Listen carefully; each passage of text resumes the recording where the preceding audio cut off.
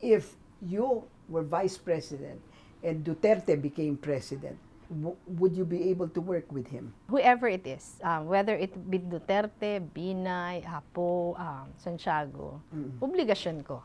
Obligasyon ko to work well with the president. Let's put it in another way. You don't want to, if possible, you don't want to have him as your president. Why don't you want to have him as your president? Ako, there is so much talk about his regard of women. And yun naman it's an advocacy I have been very passionate about for a very long time. Yung uplifting the dignity of women, protecting their rights. Sana yung naririnig natin hindi totoo. Pero it will be a challenge kung siya yung Pangulo at totoo yung mga nababasa at naririnig natin. Kasi ano yun, talagang sobrang salungat sa pinaglalaban natin. Okay.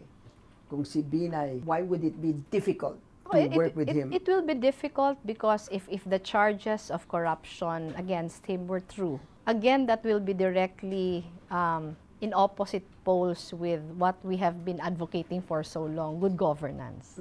Magiging masyadong mahirap itulak yung advokasya kung yung Pangulo hindi pareho yung paniniwala sa atin. Grace Poe. Why would you prefer Mar to Grace Poe? Ayan. Ako, I prefer Mar because I know him quite well. I know him on a professional level. I know him on a personal level. Mar held many positions in government already. And all of them gave him the opportunity na maging hindi malinis. Pero walang ganun na issue sa kanya. Miriam. There has been so much talk kasi ma'am about her state of health. And I think it should be the concern of the country. How can she be of service to the country 100% kung hindi siya physically disposed? You must compare yourself to the other vice presidential candidates. Ako po, pag panahon ng eleksyon, lahat kasi haharap sa tao. Sasabihin, ganito yung gagawin ko, eto yung plataforma ko. Yun po yung pinakamadali Yun yung pinakamadali, pagandahan ng plataforma. Madali lang sabihin, mahal ko yung mahihirap. Pero at the end of the day, ang pinakamahalaga, bakit ako papaniwalaan? Pag sinabi kong kaya ko tong gawin, pag sinabi ko mahal ko yung mahihirap, tutulungan ko yung mahihirap, bakit ako papaniwalaan?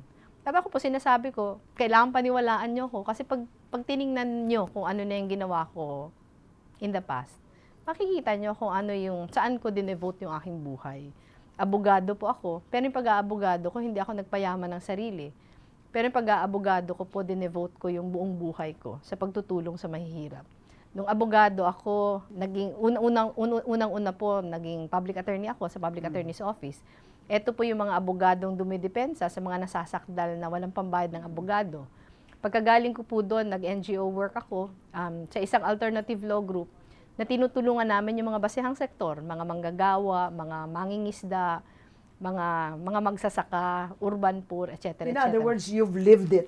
You've talked, you've walked the walk. Kaya ito po, I think this is what differentiates me from all the other vice presidential candidates. Lahat naman siguro kami mahuhusay, lahat naman kami nag-aral ng maayos. Pero sa akin po, yung serbisyo ko, pag sinabi kong kaya ko itong gawin, mahal ko yung mahihirap. Kasi ramdam ko yung kanilang pinagdaanan. Ramdam ko po yung kahirapan na pinagdadaanan. Ito yung magbibigay ng puso at lalim sa serbisyong ino-offer ko. Okay. Kaya ito po yung alternative na binibigay ko kumpara sa ibang mga vice presidential candidates. Okay. Thank you very much. Thank you very much. Mrs. Robredo, mga kapuso, ang message ko sa inyo ngayong gabi, huwag kayong maging pasaway by voting unintelligently.